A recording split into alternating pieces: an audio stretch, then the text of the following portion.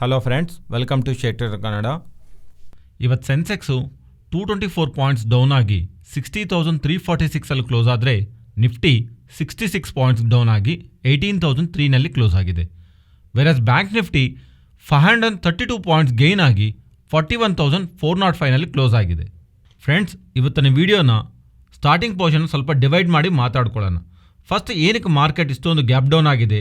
Nearly 300 point ಹತ್ರ ನಿಫ್ಟಿನಲ್ಲಿ gap down and overall ಎಲ್ಲ ಇಂಡೆಕ್ಸಸಲ್ಲೂ fall. ಏನಕ್ಕೆ ಫಸ್ಟ್ ಮಾರ್ಕೆಟ್ ಓಪನಿಂಗ್ ಇಷ್ಟೊಂದು ಗ್ಯಾಪ್ ಡೌನ್ ಆಗಿದೆ? ಫಸ್ಟ್ ಅದು ಕ್ಲಾರಿಟಿ ಬಂದ ಮೇಲೆ, ಗ್ಯಾಪ್ ಡೌನ್ ಓಪನಿಂಗ್ ಆದಮೇಲೆ ಮಾರ್ಕೆಟ್ ಏನಕ್ಕೆ ಲೋಯರ್ ಲೆವೆಲ್ಸಿಂದ ಇಷ್ಟೊಂದು ಮಾರ್ಕೆಟು ಟಾಪ್ ಸೈಡ್ಗೂ ಮೂವ್ ಆಗಿದೆ? ಅಷ್ಟೊಂದು ಪಾಸಿಟಿವ್ನೆಸ್ ಮಾರ್ಕೆಟ್ನಲ್ಲಿ ಏನಿದೆ? ಇಷ್ಟು ಗ್ಯಾಪ್ ಡೌನ್ ಆದಮೇಲೇನು ಮಾರ್ಕೆಟ್ ಈ ಥರ ಟಾಪ್ ಸೈಡ್ಗೆ ಮೂವ್ ಮಾಡಿದ್ದಾರಲ್ವಾ, ಇದು ಇಂಟ್ರೆಸ್ಟಿಂಗ್ ಆಗಿರುತ್ತೆ ಈ ಪಾಯಿಂಟು. ಪ್ರೀವಿಯಸ್ಲಿ ಏನಕ್ಕೆ ಫಾಲ್ ಆಗಿದೆ ಅಂತ ಮಾತಾಡಿರುವಂಥ most of the financial platforms articles ನೀವು ನೋಡಿರ್ಬೋದು ಆಲ್ರೆಡಿ. ಬಟ್ ಸೆಕೆಂಡ್ ಪೋರ್ಷನ್ ಮಾತ್ರ ಸ್ವಲ್ಪ ಲಾಜಿಕಲ್ ಆಗಿ ಮಾತಾಡ್ಕೊಳ್ಳೋಣ. ಅಂಡ್ ಅದಾದ್ಮೇಲೆ ಈ ಪೊಸಿಷನ್ಸ್ ಅಲ್ಲಿ ಗ್ಯಾಪ್ ಡೌನ್ ಆಗಿದೆ, ಈಗ ಬರ್ತಿರೋಂಥ ರಿಕವರಿ ನಾವು ಒಂದು ಬೆಸ್ಟ್ ಆಪರ್ಚುನಿಟಿ ಆಗಿ ನೋಡ್ತಾ ಇಲ್ಲಿ ನಾವು ಸ್ಟಾಕ್ಸ್ನ ಎಕ್ಸಿಟ್ ಆಗಬೇಕಾ? ಬಿಕಾಸ್ ಈ ಕ್ವಶನು ಬರ್ತಿದೆ. ಗ್ಯಾಪ್ ಡೌನ್ ಆಗಿದೆ, ಹೇಗೋ ನಾವು ಅನ್ಕೊಂತಿರೋಂಥ ಟೈಮಲ್ಲಿ ಮಾರ್ಕೆಟ್ ಹೇಗೋ ರ್ಯಾಲಿ ಆಗೋಗಿದೆ, ಇಲ್ಲಿ ನಮ್ಮ ಸ್ಟಾಕ್ಸ್ ಎಕ್ಸಿಟ್ ಆಗಿ ವೆಯ್ಟ್ ಮಾಡ್ಬೋದಂತ ಥಿಂಕ್ ಮಾಡ್ತಿರ್ತಾರೆ. ಇಲ್ಲೂ ಲಾಜಿಕ್ ಅಪ್ಲೈ ಮಾಡ್ತಾ ಯಾವ ಥರ ಆಪ್ಷನ್ ನಾವು ನಮ್ಮ ಮುಂದೆ ಇದೆ ಅನ್ನೋದೊಂದು ಕ್ಲಿಯರ್ ಆಗಿ ನಮಗೆ ಎಕ್ಸ್ಪ್ಲೈನ್ ಮಾಡ್ತೀನಿ. ಅಂಡ್ ಫೈನಲಿ ಮಾರ್ಕೆಟ್ ರಿಲೇಟೆಡ್ ಆಗಿರೋವಂಥ ನನ್ನ ವ್ಯೂನು ಶೇರ್ ಮಾಡ್ತಾ ಮಾರ್ಕೆಟ್ ಅನಾಲಿಸಿಸ್ ಪಾರ್ಟ್ನ ಎಂಡ್ ಮಾಡ್ತೀನಿ. ಫಸ್ಟ್, ಆ್ಯಕ್ಚುಲಿ ಮಾರ್ಕೆಟ್ ಏನಕ್ಕೆ ಡೌನ್ ಆಗಿದೆ? ಫ್ರೆಂಡ್ಸ್, ನಿನ್ನೆ ಈವ್ನಿಂಗ್ ನಮಗೆ US CPI ಡೇಟಾ ಬರುತ್ತೆ ಅಂತ ವಿಷಯ ಎಲ್ಲರಿಗೂ ಗೊತ್ತಿದೆ. ಅಂಡ್ ಬಂದಮೇಲೆ ನಮ್ಮ ಮಾರ್ಕೆಟ್ ಇಂಪ್ಯಾಕ್ಟ್ ಆಗುತ್ತೆ ಅನ್ನೋ ವಿಷಯನೂ ನಮ್ಮೆಲ್ಲರಿಗೂ ತಿಳಿದಿದೆ. ಮೋಸ್ಟ್ಲಿ ಚಾನಲ್ ಫಾಲೋ ಆಗೋರಿಗೆ ಎಲ್ಲರಿಗೂ ತುಂಬ ಟೈಮ್ವರೆಗೂ ಗೊತ್ತಿದೆ. ಏನಕ್ಕಂದ್ರೆ ರಿಪೀಟೆಡ್ ವಿಡಿಯೋಸ್ನಲ್ಲೂ ಹೇಳ್ತಾ ನಿಮ್ಮನ್ನು ಅಲರ್ಟ್ ಮಾಡ್ತಾನೆ ಬಂದಿದ್ದೀವಿ. ಈಗ ಅದಲ್ಲ ಪಾಯಿಂಟ್. ಈ ಥರ ಬಂದ ಮೇಲೆ ಏನಕ್ಕೆ US ಮಾರ್ಕೆಟ್ ಅಷ್ಟೊಂದು ಫಾಲ್ ಆಗಿದೆ? ಪರ್ಟಿಕ್ಯುಲರ್ಲಿ ನ್ಯಾಸ್ಡ್ಯಾಕ್ ನಿಯರ್ಲಿ 5% ಫಾಲ್ ಆಗ್ತಾ SGX ನಿಫ್ಟಿನೂ ತುಂಬ ಡ್ರಾಸ್ಟಿಕ್ ಆಗಿ ಡೌನ್ ಆಗ್ತಿದೆ ಅನ್ನೋ ಥರ ನಮಗೆ ಇಂಡಿಕೇಶನ್ಸ್ ಕಾಣಿಸಿದೆ. ಏನಕ್ಕೆ ಇಷ್ಟೊಂದು ನೆಗೆಟಿವಿಟಿ? ಏನಕ್ಕೆ US CPI inflation data last month data ನೋಡಿದ್ರೆ ಅದು ಕಮ್ಮಿ ಆದಾಗ ಕಾಣಿಸುತ್ತೆ. So US CPI inflation data ಕಮ್ಮಿ ಆಗ್ತಾ ಇದ್ರೆ ಅಪ್ಕಮಿಂಗ್ ಮಂತ್ಸಲ್ಲಿ ಬಡ್ಡಿ ರೇಟ್ಗಳು ಸ್ವಲ್ಪ ಈಸ್ ಮಾಡ್ತಾರಂತ ಅಷ್ಟೊಂದು ಡ್ರಾಸ್ಟಿಕ್ ಆಗಿ ಅಗ್ರೆಸಿವ್ ಆಗಿ ಫೆಡ್ ಅವರು ಬಡ್ಡಿ ರೇಟ್ಗಳು ಜಾಸ್ತಿ ಮಾಡಲ್ಲ ಅನ್ನೋಂಥ ಎಕ್ಸ್ಪೆಕ್ಟೇಷನ್ಸ್ನ ಈಗ ಬಂದಿರೋ ಡೇಟಾ ಎಕ್ಸ್ಪೆಕ್ಟೇಷನ್ಸ್ಗಂದ್ರೂ ಜಾಸ್ತಿ ಬೆಳೆದು ಇನ್ಫ್ಲೇಷನ್ ಡೇಟಾ ಪ್ರೀವಿಯಸ್ಲಿ ಇರೋವಂಥ ಎಕ್ಸ್ಪೆಕ್ಟೇಷನ್ ರಾಂಗ್ ಅಂತ ಪ್ರೂವ್ ಮಾಡ್ತಿದೆ.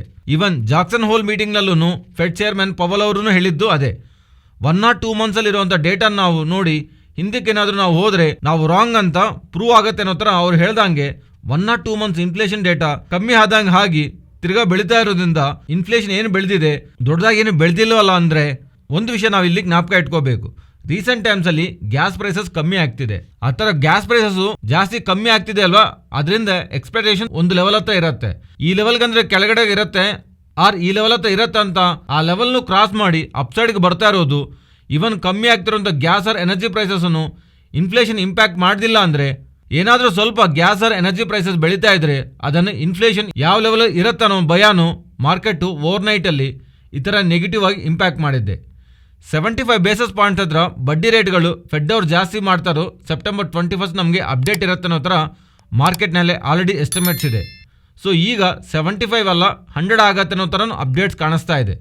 ಆದರೆ ಮೋಸ್ಟ್ಲಿ 75 ಬೇಸಿಸ್ ಪಾಯಿಂಟ್ಸು ನೆಕ್ಸ್ಟ್ ಜಾಸ್ತಿ ಮಾಡೋದಕ್ಕೆ ಪಾಸಿಬಿಲಿಟಿ ಇದೆ. ಬಟ್ ಅದಲ್ಲ, ಪ್ರೀವಿಯಸ್ಲಿ 50 ಬೇಸಿಸ್ ಪಾಯಿಂಟ್ಸು ನವಂಬರಲ್ಲಿ, 20 ಬೇಸಿಸ್ ಪಾಯಿಂಟ್ಸು ಡಿಸೆಂಬರಲ್ಲಿ ಅಂದ್ಕೊಂಡವರೆಲ್ಲನೂ ಈಗ ನವಂಬರಲ್ಲೂ ಅಗೈನ್ 75 ಬೇಸಿಸ್ ಪಾಯಿಂಟ್ಸು, ಡಿಸೆಂಬರಲ್ಲಿ 50 ಬೇಸಿಸ್ ಪಾಯಿಂಟ್ಸ್ ಜಾಸ್ತಿ ಮಾಡ್ತಾ ಅಗ್ರೆಸಿವ್ ಆಗಿ ಫೆಡ್ ಅವರು ಬಡ್ಡಿ ರೇಟ್ಗಳು ಜಾಸ್ತಿ ಮಾಡೋ ಅವಕಾಶ ಇದೆ ಅಂತ ಬರ್ತಿರೋಂಥ ಅಪ್ಡೇಟ್ಸನ್ನು ಮಾರ್ಕೆಟ್ ಈ ಥರ ಡೌನ್ ಸೈಡ್ಗೆ ಡ್ರ್ಯಾಗ್ ಮಾಡಿದೆ. ಅದರಿಂದ ಈ ಥರ CPI ಇನ್ಫ್ಲೇಷನ್ ಡೇಟಾ ಅಪ್ಡೇಟ್ ಆದ ತಕ್ಷಣವೇ ಡಾಲರ್ ಇಂಡೆಕ್ಸು 1.5%ಗೆ ಬೆಳೆದಿದೆ.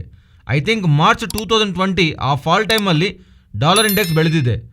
ಅದಾದಮೇಲೆ ಇಷ್ಟೊಂದು ಯಾವಾಗ್ಲೂ ಡಾಲರ್ ಇಂಡೆಕ್ಸ್ ಬೆಳೆದಿಲ್ಲ. ಈಗ ಬರ್ತಿರೋಂಥ CPI ಇನ್ಫ್ಲೇಷನ್ ಡೇಟಾ ಅಪ್ಕಮಿಂಗ್ ಟೈಮ್ಸಲ್ಲಿ ಫೆಡ್ ಅವ್ರನ್ನ ಅಗ್ರೆಸಿವ್ ಆಗಿ ಮೂವ್ ಮಾಡುತ್ತೆ ಅಂತ, ಬಿಕಾಸ್ ಅವ್ರ ಕೈಯಲ್ಲೂ ಬೇರೆ ಆಪ್ಷನ್ ಕಾಣಿಸ್ತಿಲ್ಲ. ಎಕಾನಮಿನ ಹರ್ಟ್ ಮಾಡಿದ್ರು ಸರಿ, ಇನ್ಫ್ಲೇಷನ್ ಕಂಟ್ರೋಲ್ ಮಾಡ್ತೀವಿ ಅನ್ನೋ ಥೀಮಿಂದಾನೆ ಪ್ರೀವಿಯಸ್ಲಿ ಅವ್ರು ಹೇಳ್ತಾ ಬಂದಿದ್ದಾರೆ. ಅದರಿಂದ ಅಪ್ಕಮಿಂಗ್ ಟೈಮ್ಸಲ್ಲಿ ಇನ್ಫ್ಲೇಷನ್ ಕಮ್ಮಿ ಮಾಡೋದಕ್ಕೋಸ್ಕರ ಅವರು ಎಕಾನಮಿನ ಡೆಫಿನೆಟ್ಲಿ ಹರ್ಟ್ ಮಾಡ್ತಾರೆ. ಎಕಾನಮಿನ ಹರ್ಟ್ ಮಾಡ್ತಾರೆ ಅಂದರೆ ಸ್ಟಾಕ್ಸ್ ಹೇಗೋ ಇಂಪ್ಯಾಕ್ಟ್ ಆಗುತ್ತೆ, ಸ್ಟಾಕ್ಸ್ ಹೇಗೋ ಫಾಲ್ ಆಗುತ್ತೆ ಅಂತ ಮುಂಚೆ ನೀವೆಲ್ಲನೂ ಮಾರ್ಕೆಟ್ ಫ್ಯಾಕ್ಟರ್ ಮಾಡೋ ಪ್ರಯತ್ನದಲ್ಲೇ ನಿನ್ನೆ US ಮಾರ್ಕೆಟ್ಸು ಇವತ್ತು ಓಪನಿಂಗ್ನಲ್ಲೂ ನಮ್ಮ ಇಂಡಿಯನ್ ಇಕ್ವಿಟಿ ಮಾರ್ಕೆಟ್ಸು ಡೌನ್ ಆಗಿದೆ. ಆದರೆ ಅಷ್ಟೊಂದು ಡೌನ್ ಸೈಡ್ಗೆ ಮಾರ್ಕೆಟ್ ಫಾಲ್ ಆದಾಗ, ಇಷ್ಟು ಗ್ಯಾಪ್ ಡೌನ್ ಆದಾಗ ಅಟ್ಲೀಸ್ಟ್ ಅಲ್ಲಿ ಸ್ಟೆಬಿಲೈಸ್ ಆಗದೆ ಇಷ್ಟೊಂದು ರ್ಯಾಲಿ ಆಗೋದಕ್ಕೆ ಬ್ಯಾಕು ಯಾವ ಥೀಮ್ ಪ್ಲೇ ಆಗ್ತಿದೆ? ಏನಕ್ಕೆ ಮಾರ್ಕೆಟ್ ಇಷ್ಟೊಂದು ರ್ಯಾಲಿ ಆಗ್ತಿದೆ? ಆ್ಯಕ್ಚುಲಿ ಇದ್ರ ಬ್ಯಾಕ್ ನಾವು ಅರ್ಥ ಮಾಡ್ಕೋಬೇಕಾಗಿರೋದು ರೀಸೆಂಟ್ ಡೇಸಿಂದಾನು FIs ಒಂದು ಇನ್ಫ್ಲೋಸ್ ನಾವು ಗಮನಿಸಬೇಕು. ಗ್ಲೋಬಲ್ ಆಗಿ ಮಾರ್ಕೆಟ್ಸು ಸೆಲ್ ಆಫ್ ಆಗ್ತಿದ್ರು, ಪರ್ಟಿಕ್ಯುಲರ್ಲಿ ಇಂಡಿಯನ್ ಇಕ್ವಿಟಿ ಮಾರ್ಕೆಟ್ನಲ್ಲಿ FIs ಬೈ ಮಾಡ್ತಾನೆ ಇದ್ದಾರೆ. ರೀಸೆಂಟ್ಲಿ ಆಲ್ಮೋಸ್ಟ್ 7 ಟ್ರೇಡಿಂಗ್ ಸೆಷನಿಂದ ಅವರು ನಿಯರ್ಲಿ 8,000 crores ಹತ್ರ ಇಂಡಿಯನ್ ಇಕ್ವಿಟಿ ಮಾರ್ಕೆಟ್ನಲ್ಲಿ ಇನ್ವೆಸ್ಟ್ ಮಾಡಿದ್ದಾರೆ. ವೆರಾಸ್ ಬೇರೆ ಕಂಟ್ರೀಸ್ನಲ್ಲಿ ಆ ಥರ FIs ಇನ್ಫ್ಲೋಸ್ ಕಾಣಿಸ್ತಾ ಇಲ್ಲ. ಬಟ್ ಈ ಎಮರ್ಜಿಂಗ್ ಮಾರ್ಕೆಟ್ನಲ್ಲಿ ಸ್ವಲ್ಪ ಪರ್ಟಿಕ್ಯುಲರ್ ಕಂಟ್ರೀಸ್ನಲ್ಲಿ ಪ್ರೆಸೆಂಟು FIs ಅವಾಯ್ಡ್ ಮಾಡ್ತಿದ್ದಾರೆ. ಆ್ಯಂಡ್ ಈವನ್ ಗ್ಲೋಬಲ್ ಆಗಿರುವಂಥ US, ಯುರೋಪಲ್ಲಿರುವಂಥ ಸಿಚುವೇಶನ್ಸಲ್ಲಿ ಅಲ್ಲಿ ಹೋಗ್ಬೇಕಾಗಿರುವಂಥ ಇನ್ವೆಸ್ಟ್ಮೆಂಟ್ಸು, ಮೆಜಾರಿಟಿ ಆಫ್ ಇನ್ವೆಸ್ಟ್ಮೆಂಟ್ನು ಇಂಡಿಯಾಗೆ ಫ್ಲೋ ಆಗ್ತಿರೋ ಥರ ಥಿಯರಾಟಿಕಲ್ ಆಗಿ ನಮಗೊಂದು ಅಸಂಪ್ಷನ್ ಅಂತೂ ಕಾಣಿಸ್ತಾ ಇದೆ. US, Europe, China, South Korea, Taiwan ಈ ಪರ್ಟಿಕ್ಯುಲರ್ ಜಿಯೋಗ್ರಫಿನಲ್ಲಿ ಹೋಗ್ಬೇಕಾಗಿರುವಂಥ FIs ಇನ್ಫ್ಲೋಸು ಇಂಡಿಯಾನಲ್ಲಿ ಪ್ರೆಸೆಂಟ್ ಕಂಡೀಷನ್ಸ್ ಚೆನ್ನಾಗಿದೆ. ಲೈಕ್ ಇಲ್ಲಿ ಇನ್ಫ್ಲೇಷನು ಗ್ಲೋಬಲ್ ಕಂಟ್ರೀಸ್ ಜೊತೆ ಕಂಪೇರ್ ಮಾಡಿದ್ರೆ ಬೆಟರ್ ಆಗಿದೆ. ಆ್ಯಂಡ್ ಗ್ಲೋಬಲ್ ಕಂಟ್ರೀಸ್ ಜೊತೆ GDP ಕಾಂಟ್ರಾಕ್ಟ್ ಆಗ್ತಾ ಇದ್ರೆ ಇಂಡಿಯಾನಲ್ಲಿ GDP ಗ್ರೋತ್ ಕಾಣಿಸ್ತಾ ಇದೆ.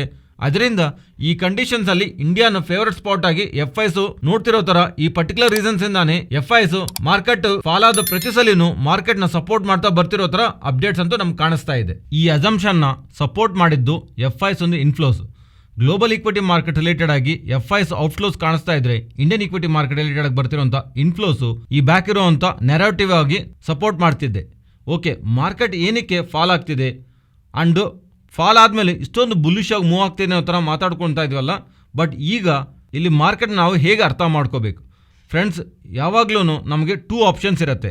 ಮಾರ್ಕೆಟ್ ಒಂದು long term like 5 years 10 years chart ನಾವು ಓಪನ್ ಮಾಡಿ ಫಾಲೋ ಆದ ಪ್ರತಿ ಸಲಿನೂ ನೆಕ್ಸ್ಟ್ ಮಾರ್ಕೆಟ್ ಗೈನ್ ಆಗುತ್ತೆ. ಸೊ ಈವನ್ ಈಗಲೂ ನಾನು ಎಕ್ಸಿಟ್ ಆಗದೆ ಹಾಗೆ ಬಿಟ್ಬಿಟ್ಟು ನೆಕ್ಸ್ಟ್ ಅಪ್ಕಮಿಂಗ್ ಟೈಮ್ಸ್ ಅಲ್ಲಿ 20-30% ಆ ಸ್ಟಾಕು ಹೇಗೋ ಫಾಲ್ ಆದ್ಮೇಲೆ ಅಗೇನ್ ಬೆಳೆಯುತ್ತಂತ, ಅದರಿಂದ ನಾನು ಥಿಂಕ್ ಮಾಡಬೇಕಾಗಿಂತ ನೀಡಿಲ್ಲ, ಅನಾವಶ್ಯಕವಾಗಿ ಸ್ಟ್ರೆಸ್ ತಗೋಬಾರ್ದು ಅಂತ ಬಿಟ್ಬಿಡೋದು ಒಂದು ಆಪ್ಷನ್. ಇಲ್ಲ, ನಾನು ಆಕ್ಟಿವ್ ಆಗಿರ್ತೀನಿ. ಆ 5 to 10 years ಬ್ಯಾಕ್ ನಿಂದ ಮಾರ್ಕೆಟ್ ನೋಡಿದಾಗ ಬಂದ ಪ್ರತಿಯೊಂದು ಡಿಪ್ಪಲ್ಲೂ ನಾನು ಟಾಪ್ ಸೈಡ್ ಅಲ್ಲಿ ಸೇಲ್ ಮಾಡಿ ಡೌನ್ ಸೈಡ್ ಅಗೇನ್ ರಿವರ್ಸ್ ಅಲ್ಲಿ ಬಂದಾಗ ತಗೊಂತೀವಿ ಅಂತ ಅನ್ಕೊಂಡಾಗ ಇಲ್ಲಿ ನನ್ನ ಎನರ್ಜಿ, ಟೈಮ್ ಅಂಡ್ ಎಫರ್ಟ್ನು ಜಾಸ್ತಿ ಇಡಬೇಕಾಗತ್ತೆ. ಮಾರ್ಕೆಟ್ನು ಟೂ ಮಚ್ ಕ್ಲೋಸ್ ಆಗಿ ಟ್ರ್ಯಾಕ್ ಮಾಡಬೇಕಾಗತ್ತೆ. ಆ ಥರ ಟ್ರ್ಯಾಕ್ ಮಾಡ್ಬೇಕಂತ ಅನ್ಕೊಂಡವರು ಪ್ರೆಸೆಂಟ್ ಅಂತೂ ಗ್ಲೋಬಲ್ ಆಗಿ ಅನ್ಸರ್ಟನಿಟಿ ಅಂತೂ ವೀಕ್ ಆಗೇ ಇದೆ. ಈಕ್ವಿಟಿ ಮಾರ್ಕೆಟ್ಸು ಪಾಸಿಟಿವ್ ಆಗಂತೂ ಇಲ್ಲ, ಅದು ಕ್ಲಿಯರ್. ಏನಕ್ಕಂದ್ರೆ ಇನ್ಫ್ಲೇಷನ್ ಅನ್ಕೊಂಡಿರೋ ಲೆವೆಲ್ಗಂದ್ರೂ ಜಾಸ್ತಿ ಬರ್ತಿದೆ. ಅದರಿಂದ ಫೆಡ್ ಅವರು ಖಂಡಿತವಾಗ್ಲೂ ಅಗ್ರೆಸಿವ್ ಆಗಿ ಆಕ್ಟ್ ಮಾಡ್ತಾರೆ. ಆ ಥರ ಬರ್ತಿರೋಂಥ ಬಡ್ಡಿ ರೇಟ್ಗಳನ್ನು ಜಾಸ್ತಿ ಮಾಡಿದಾಗ ಈಕ್ವಿಟಿ ಮಾರ್ಕೆಟ್ಗೆ ಅದು ಒಳ್ಳೇದಲ್ಲ. ಅದರಿಂದ ಈ ಇನ್ಫ್ಲೇಷನ್ ಎಲ್ಲ ಸೆಟಲ್ ಆದಮೇಲೆ ಫೆಡ್ ಅವರು ಅಗ್ರೆಸಿವ್ ಆಗಿ ಬಡ್ಡಿ ರೇಟ್ಗಳು ಜಾಸ್ತಿ ಮಾಡಲ್ಲವಲ್ಲ. ಆ ಕ್ಲಾರಿಟಿ ಬಂದ ಮೇಲೆ ಫರ್ದರ್ ಆಗಿ ಬಿಗ್ ಇನ್ವೆಸ್ಟ್ಮೆಂಟ್ ಮಾಡ್ತೀವಿ ಅಂತ ಅನ್ಕೊಂಡ್ರೆ ಆ ಥರ ಅನಾಲಿಸಿಸ್ ಇದ್ದಾಗ ಮೈಂಡ್ನಲ್ಲಿ ಕ್ಲಿಯರ್ ಆಗಿ ಈ ಲೈನ್ ನಮಗೆ ಒಂದು ಐಡಿಯಾ ಇರಬೇಕು. ಆ ಟೈಮ್ನಲ್ಲಿ ಮಾರ್ಕೆಟು 19,000 20,000 ಇದ್ದಾಗಲೂ ನಾವು ಹರ್ಟ್ ಆಗಬಾರ್ದು. ಅದರಿಂದ ನಾವು ಅನ್ಸರ್ಟನಿಟಿಗೆ ಮಾರ್ಕೆಟಲ್ಲಿ ಫಾಲ್ ಆಗುತ್ತೆ ಅಂತ ನಾವು ಎಕ್ಸ್ಪೆಕ್ಟ್ ಮಾಡಿದ್ರೆ ಆ ಅನ್ಸರ್ಟನಿಟಿ ಕ್ಲಿಯರ್ ಆದ್ಮೇಲೆ ನಾನು ಇನ್ವೆಸ್ಟ್ ಮಾಡ್ತೀನಿ ಅಂತ ಥಿಂಕ್ ಮಾಡಿದಾಗ ಆ ಟೈಮ್ನಲ್ಲಿ ಮಾರ್ಕೆಟ್ ಇನ್ನೂ ಹೈಯರ್ ಲೆವೆಲ್ಸ್ ಅಲ್ಲಿ ಇದ್ರೂ ನಾವು ಕಾಲ್ ತಗೋಬೇಕು. ಆವಾಗ್ಲೇನೆ ಈ ಡಿಸಿಷನ್ ತಗೋಬೇಕು. ಇಲ್ಲ ಅಂದ್ರೆ ಒನ್ಸ್ ಎಕ್ಸಿಟ್ ಆದ್ಮೇಲೆ ಅನ್ಕೊಂಡಿದ್ದು ನಡೆದಿಲ್ಲ ಅಂದ್ರೆ ನಾವು ಯಾವಾಗ್ಲೂ ಮಾರ್ಕೆಟ್ ನಲ್ಲಿ ಪೊಸಿಷನ್ ನ ಬಿಲ್ ಮಾಡಕ್ ಆಗಲ್ಲ. ಓಕೆ, ನಾನು ಎಕ್ಸಿಟ್ ಆಗಲ್ಲ, ಆದ್ರೆ ಈ ಪಾಯಿಂಟ್ ಅಲ್ಲಿ ನಾವು ಅಗ್ರೆಸಿವ್ ಆಗಿ ಇನ್ವೆಸ್ಟ್ ಮಾಡಿ ಬಲ್ಕ್ ಇನ್ವೆಸ್ಟ್ಮೆಂಟ್ ಮಾಡಬೇಕಂತ ಇದು ಎಕ್ಸ್ಪೆನ್ಸಿವ್ ವ್ಯಾಲ್ಯೂಯೇಷನ್ ಗ್ಲೋಬಲ್ ಮಾರ್ಕೆಟ್ ಇಷ್ಟೊಂದು ಕರೆಕ್ಟ್ ಆಗ್ತಿದೆ ಅಲ್ವಾ? ಆದರೆ ಏನಕ್ಕೆ ಇಂಡಿಯನ್ ಇಕ್ವಿಟಿ ಮಾರ್ಕೆಟ್ಸು ಈ ವ್ಯಾಲ್ಯೂಯೇಷನ್ ಅಲ್ಲಿ ಇನ್ವೆಸ್ಟ್ಮೆಂಟ್ ಮಾಡಬೇಕಂದ್ರೆ ಮಾರ್ಕೆಟು 18,000 ಲೆವೆಲ್ಸ್ ಇದ್ದಾಗ ಸ್ವಲ್ಪ ಸೆಕ್ಟರ್ಸ್ ಅಲ್ಲಿ ಇನ್ನೂ ಸೆಲ್ ಆಫ್ ಕಾಣಿಸ್ತಾ ಇದೆ. ಅಂಡ್ ಅಪ್ಕಮಿಂಗ್ ಟೈಮ್ಸ್ ಅಲ್ಲಿ ಇನ್ನೂ ಅದು ಕರೆಕ್ಟ್ ಆಗ್ತಾ ಇದ್ರೆ ಅಟ್ರಾಕ್ಟಿವ್ ಜೋನ್ಸ್ ಆಗಿ ನಮ್ಗೆ ಬಂದಾಗ example IT industry. So market ಈ ಲೆವೆಲ್ಸ್ ಅಲ್ಲಿ ಇದೆ ಅಲ್ವಾ, ಅದರಿಂದ IT ಸ್ಟಾಕ್ಸ್ ನಿಮಗೆ ಆಲ್ರೆಡಿ ಪೊಸಿಷನ್ಸ್ ಇರ್ತಾ ಇದ್ರೆ ಪೋರ್ಟ್ಫೋಲಿಯೋನಲ್ಲಿ ಅದರ ಮೇಲೆ ಫೋಕಸ್ ಮಾಡಿ. ಯಾವ್ಯಾವ ಸ್ಟಾಕ್ಸ್ ಆದ್ರೆ ನಿಮಗೆ ಅಟ್ರಾಕ್ಟಿವ್ ಆಗಿ ಕಾಣಿಸ್ತಾ ಇದ್ರೆ, ಬಿಸ್ನೆಸ್ ಯಾವುದಕ್ಕಂದ್ರೂ ಸ್ಟ್ರಾಂಗ್ ಆಗಿದೆ ಅಂತ ಫ್ಯೂಚರ್ನಲ್ಲಿ ನೀವು ಅನ್ಕೊಂತಾ ಇದ್ರೆ, ಇಷ್ಟೊಂದು ಮಾರ್ಕೆಟ್ ಟಾಪ್ ಸೈಡ್ಗೆ ಹೋದಾಗ್ಲೂ ಬೇರೆ ಸ್ಟಾಕ್ಸು ಎಕ್ಸ್ಪೆನ್ಸಿವ್ ಸ್ಟಾಕ್ಸ್ ಅಂತ ನಿಮ್ಗೆ ಕಾಣಿಸಿದಾಗ ಅವನ್ ಸೈಡ್ಗೆ ಇಟ್ಟು IT ಸ್ಟಾಕ್ಸ್ ರಿಲೇಟೆಡ್ ಆಗಿ ಫರ್ದರ್ ಆಗಿ ಬರ್ತಿರೋಂಥ ಕರೆಕ್ಷನಲ್ಲೂ ನಿಮ್ಮ ಫಂಡ್ಸ್ನ ಇನ್ಫ್ಯೂಸ್ ಮಾಡೋ ಕಾರಣವಾಗಿ ನೀವು ಈಕ್ವಿಟಿ ರಿಲೇಟೆಡ್ ಮಾಡ್ತಿರೋ ಇನ್ವೆಸ್ಟ್ಮೆಂಟ್ ಇಂಟ್ಯಾಕ್ಟ್ ಆಗಿರುತ್ತೆ ಅಂಡ್ ವ್ಯಾಲ್ಯೂ ಬೈಯಿಂಗ್ ನಿಮಗೆ ಸ್ಯಾಟಿಸ್ಫೈ ಆಗುತ್ತೆ. ಅಂಡ್ ಪರ್ಸನಲಿ ನನ್ನ ವ್ಯೂ, ಮಾರ್ಕೆಟ್ ನಾನು ಟ್ರೇಡಿಂಗ್ ಅಂತೂ ಲೆವೆಲ್ ಬೇಸ್ ಆಗಿ ನೋಡ್ತೀನಿ. ಈವನ್ ಈ ಗ್ಯಾಪ್ ಡೌನ್ ಆಗ್ತಾ ಇದ್ರು 17,640 ಬ್ರೇಕ್ ಆಗಿ ಡೌನ್ ಸೈಡ್ ಕ್ಲೋಸ್ ಆಗದಿರೋಂಥವರೆಗೂ ನಾನು ಮಾರ್ಕೆಟ್ನ ಬುಲ್ಲಿಶ್ ಆಗಿ ನೋಡ್ತಾ ಇದ್ದೀನಿ. ಪ್ರೀವಿಯಸ್ಲೂ ಅದೇ ಹೇಳಿದ್ದೀನಿ, ಈಗಲೂ ಅದೇ ಹೇಳ್ತಾ ಇದ್ದೀನಿ. ಫ್ರೆಂಡ್ಸ್, ಈ ವಿಡಿಯೋನಲ್ಲಿ ನಾವು ಶೇರ್ ಮಾಡ್ತಿರೋಂಥ ಕಂಟೆಂಟ್ ನಿಮಗೆ ವ್ಯಾಲ್ಯೂಬಲ್ ಆಗಿದ್ರೆ ತಪ್ಪದೇ ನಮ್ಮ ಚಾನಲ್ನ ಸಬ್ಸ್ಕ್ರೈಬ್ ಆಗಿ. Next Nifty and bank Nifty support and resistant. Present ಅಂತೂ ರೀಸೆಂಟ್ ಟೈಮ್ಸಲ್ಲಿ ನಿಫ್ಟಿ ಎಲ್ಲಿ ಫೇಸ್ ಮಾಡಿದೆಯೋ ರೆಸಿಸ್ಟೆಂಟು ಈಗಲೂ ಅಲ್ಲೇ ಫೇಸ್ ಮಾಡಿದ್ದೆ. ಆ್ಯಂಡ್ ಇಲ್ಲಿಂದ ಡೌನ್ ಸೈಡ್ಗೆ ಫಾಲ್ ಆಗ್ತಾ ಇದ್ರೆ 17,950 ಆ್ಯಂಡ್ ಅದರ ಬಿಲೋ 17,850 ಆ್ಯಂಡ್ ಅಪ್ ಸೈಡ್ಗೆ ಹೋಗ್ತಿದ್ರೆ ಇಮಿಡಿಯೇಟ್ಲಿ 18,090 to 18,120 ಆ ಝೋನ್ ಅಂತೂ ಬ್ರೇಕ್ ಆಗಿ ಸಸ್ಟೈನ್ ಆಗಲಿ ಟಾಪ್ ಸೈಡ್ ಮಿನಿಮಮ್ ಒಂದು 15 ಮಿನಿಟ್ಸ್ ಕ್ಯಾಂಡಲ್ ಆದರೂ ಸಸ್ಟೈನ್ ಆದಮೇಲೆ ನಾವು ಫರ್ದರ್ ಲೆವೆಲ್ಸ್ ನೋಡಬಹುದು. ಅಂಡ್ ಬ್ಯಾಂಕ್ ನಿಫ್ಟಿ ಪ್ರೆಸೆಂಟ್ ಇರೋ ಲೆವೆಲ್ಸ್ ಇಂದ down side 41,180 and up side 41,620. Next Nifty option chain data weekly and monthly expiry contract ಇರೋ ಡೇಟಾನ ಗಮನಿಸ್ತಾ ಇದ್ರೆ 17,700 ಟು 18,300. ನಾವು ರೀಸೆಂಟ್ಲಿ ಮಾತಾಡ್ಕೊಂಡಿರೋಂಥ ರೇಂಜ್ ಆ ರೇಂಜ್ ಅಲ್ಲಿ ಇಂಪಾರ್ಟೆಂಟ್ ರೈಟಿಂಗ್ ಕಾಣಿಸ್ತಾ ಇದೆ. ಅದರಿಂದ ಸ್ಟಿಲ್ ಇದೇ ರೇಂಜ್ನ ಈ 500 ಪಾಯಿಂಟ್ ರೇಂಜ್ನೇ ಫರ್ದರ್ ಆಗಿ ನಾವು ಗಮನಿಸಬಹುದು. ಇದು ಫ್ರೆಂಡ್ಸ್ ಇವತ್ತಿನ ವಿಡಿಯೋ.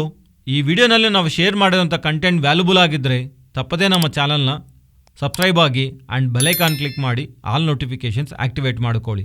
ಈ ಡೇಟಾ ನಿಮ್ಮ ಫ್ರೆಂಡ್ಸ್ ಆ್ಯಂಡ್ ಫ್ಯಾಮಿಲಿ ಮೆಂಬರ್ಸ್ಗೆ ಯೂಸ್ ಆಗತ್ತಂದರೆ ಶೇರ್ ಮಾಡೋದಕ್ಕೆ ಪ್ರಯತ್ನ ಮಾಡಿ. Thank you.